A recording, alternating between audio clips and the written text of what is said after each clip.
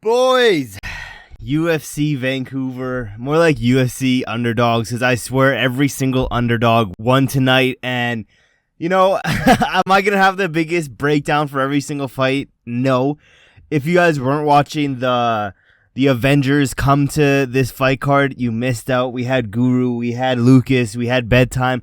If you weren't watching the three GOATs, the three Mount Rushmores, if you didn't watch the Avengers assemble today, I don't know what you were doing. With that being said, as you can see on screen, we got every single winner and RD fraud right here, and we're gonna do some rare matchmaking, give you guys every single matchup, who they should fight and next, but we also got those prelims. We'll go through the prelims really fast at the end, but let's get into this main card, the main event. Brendan Allen got it done. Am I surprised? No.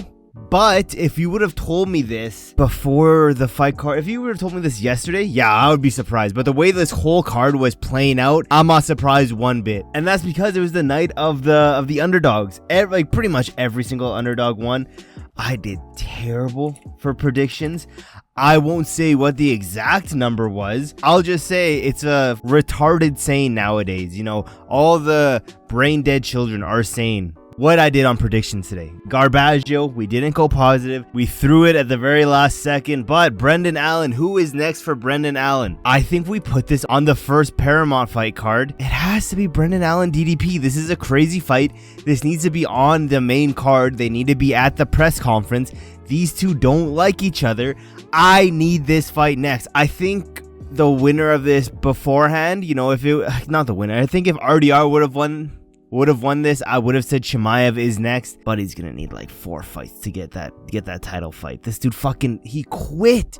This has to be one of the biggest blatant examples of some dude quitting in a fight in recent memory. Garbage. It's not like he was getting his ass beat. He was literally just getting out grappled.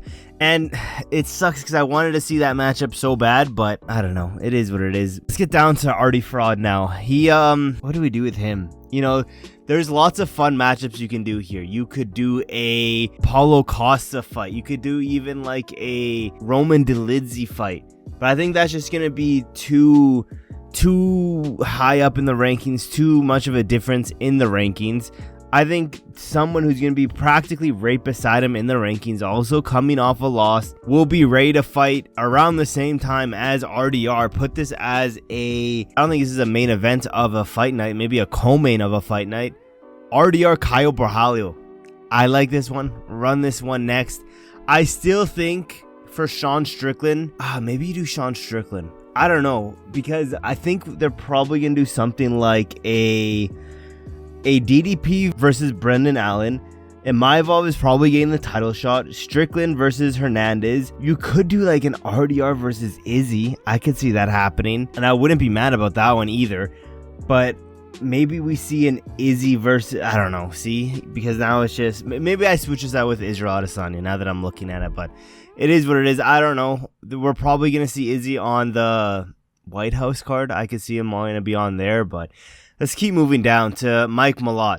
Mike Malott getting a decision win here. I did think Kevin Holland would be able to fluke his way into a win. I don't know if I can ever pick Kevin Holland again. It's not because he's retarded and just chooses not to fight sometimes, but it looks like that chin's like, it's maybe his style is getting exposed, but I think more than anything is that chin isn't what it used to be. He got hurt every single round against Mike Malott. And I think for Mike Malott, he's going to be ranked now. Let's give him a gatekeeper in this division. Let's do Jeff Neal next. It's a fun matchup and a pretty winnable fight for Mike Malott. Both of them will be on the same schedule. Mike Malott coming off a 15-round fight. Probably not going to be fighting until next year.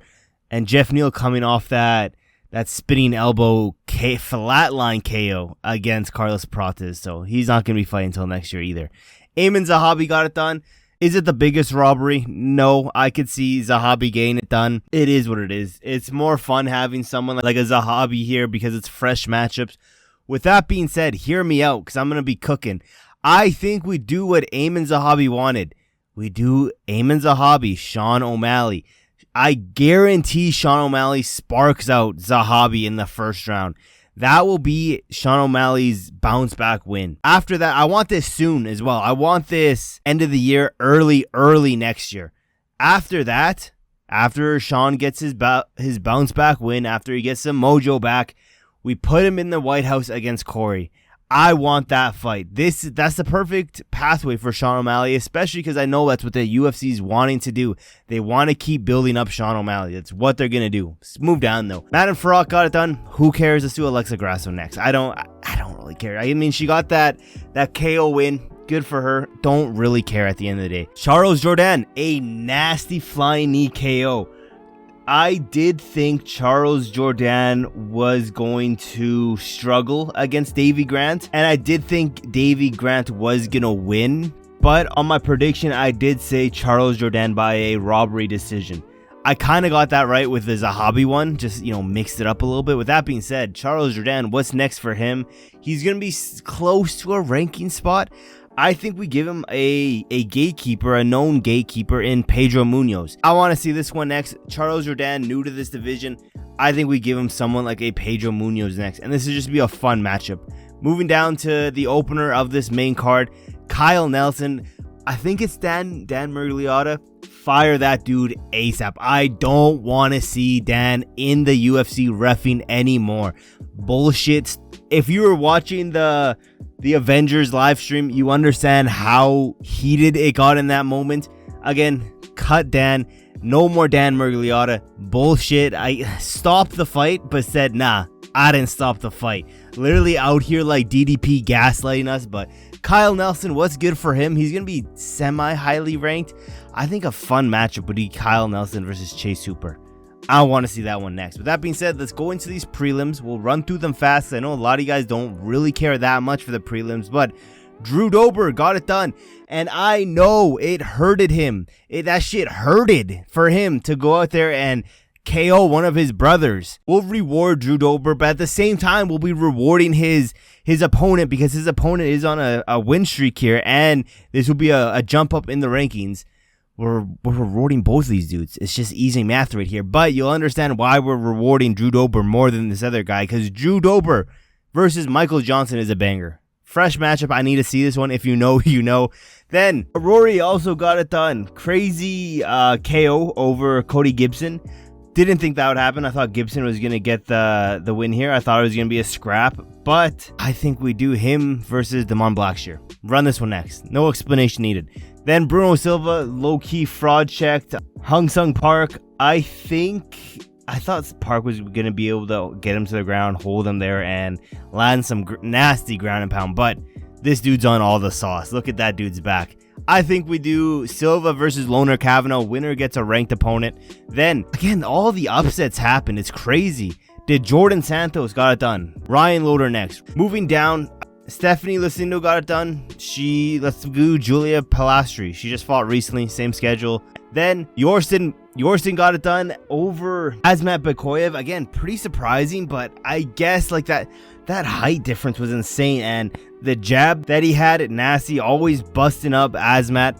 I think we do him versus Andre Petrosky. Get him an easy win here because Petrosky's pretty ass. And then to end the video, Melissa got it done. Let's do her versus Melissa Mullins. Battle of the Melissas. And that was UFC Vancouver. You guys have to let me know. What do you guys think of this card? One of the better non-pay-per-views we had this year. I'm not gonna lie. It was very fun all throughout. But yeah, next week, Tommy Aspinall. I can't wait for that one. Thank you guys for watching to the end of the video, and I will see you guys in my next video.